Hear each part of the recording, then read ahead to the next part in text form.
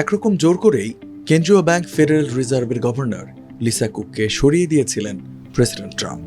সাংবিধানিক ক্ষমতা বলে 25 আগস্ট নির্বাহী আদেশে এক চিঠি দিয়ে লিসার অপসারণ নিশ্চিত করেন তিনি। তবে ছেড়ে কথা বলেননি লিসাও, ঘোষণা দেন আইনি লড়াইয়ের। যে কথা সেই কাজ। এবার প্রেসিডেন্ট ট্রাম্পের বিরুদ্ধে আদালতে মামলা ঠুকে দিয়েছেন ফেড গভর্নর। ফলে দীর্ঘ আইনি লড়াইয়ের প্রেক্ষাপট তৈরি হয়েছে।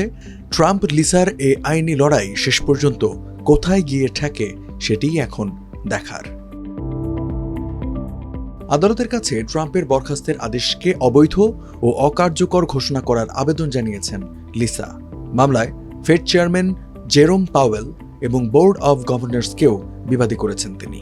আর মামলার নথিতে লিসার আইনজীবী অ্যাবে লোয়েল আদালতে লিখিত বক্তব্যে বলেছেন, এটি এক নজিরবিহীন ও বেআইনি প্রচেষ্টা। ফেডের ইতিহাসে আগে কখনো কোনো গভর্নরকে এভাবে সরানো হয়নি। ফেডারেল রিজার্ভ অ্যাক্ট অনুযায়ী শুধু বৈধ কারণ দেখাতে পারলেই গভর্নরকে সরানো যায়। লিসার বিরুদ্ধে অভিযোগ শুধুই অনুমান নির্ভর, যা তার নিয়োগের আগের সময়ের ব্যক্তিগত বন্ধকি ঋণ সম্পর্কিত। এর আগে গত 25 আগস্ট লিসাকে বরখাস্তের চিঠি দেন ট্রাম্প। সেই চিঠিতে লিসার বিরুদ্ধে তিনি অভিযোগ আনেন, লিসা তার বন্ধকি ঋণ সংক্রান্ত নথিতে মিথ্যা তথ্য দিয়েছেন, তাই তাকে সরানো যৌক্তিক। কেননা মার্কিন জনগণ বিশ্বাস করে ফেডের দায়িত্বে থাকা ব্যক্তিরা সৎ ও স্বচ্ছ।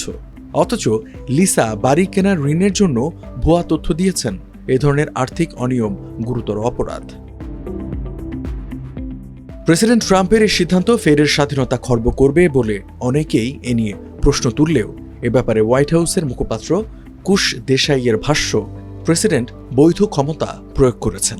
আর্থিক নথিতে মিথ্যা তথ্য দেওয়ার অভিযোগে দায়ী গভর্নরকে সরানো ফেড বোর্ডের জবাবদিহি ও বিশ্বাসযোগ্যতা বাড়াবে। মিশিগান স্টেট ইউনিভার্সিটির সাবেক অধ্যাপক লিসা প্রেসিডেন্ট জো বাইডেনের সময় ফেডের গভর্নর হন 2022 সালের মে মাসে। ফেডের প্রথম কৃষ্ণাঙ্গ নারীও তিনি। 7 সদস্যের ফেড বোর্ডের একজন হিসেবে মার্কিন সুদ হার নির্ধারণে ভূমিকা রাখতেন লিসা। আর এই সুদ হার কমাতেই চাপ দিচ্ছিলেন প্রেসিডেন্ট ট্রাম্প। নানা সময় এর জন্য ফেড চেয়ারম্যান জেরোম পাওয়েলকে হুঁশিয়ারিও দিয়েছেন তিনি। তবে শেষ পর্যন্ত জেরোম টিকে গেলেও ট্রাম্পের শিকার হয়েছেন লিসা।